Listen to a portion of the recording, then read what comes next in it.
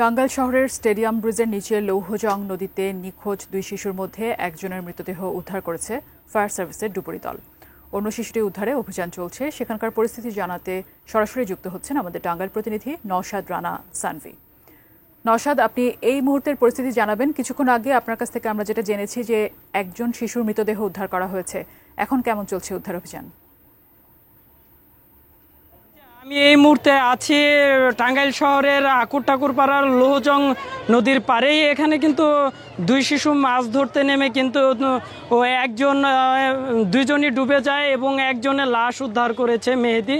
পরবর্তীতে আবিদ, তার বন্ধু আবিদ এখনও তার লাশ উদ্ধার করতে পারেনি ফায়ার সার্ভিসের ইনচার্জ হুমায়ুন জানিয়েছেন যে পর্যন্ত লাশ উদ্ধার না হবে শিশুটির, সে পর্যন্ত অভিযান অব্যাহত থাকবে।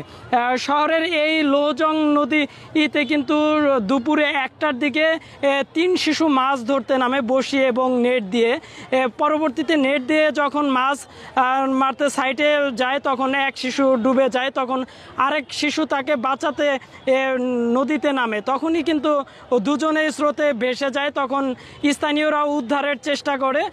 পরবর্তীতে তারা না পেরে ফায়ার সার্ভিসকে খবর দেয়। ফায়ার সার্ভিস ডুবুরি দল কিন্তু উদ্ধারের চেষ্টা করছে। শিশু দুটির বয়স হচ্ছে 8 থেকে 10 বছরের মধ্যে। মা বাবার আহাজারিতে কিন্তু এদিকের আকাশ বাতাস অনেকটাই ভারী হয়ে পড়েছে। হাজার হাজার মানুষ নদীর দুই পারে অপেক্ষা করছে যে শিশুটির দেহ কখন উদ্ধার হবে।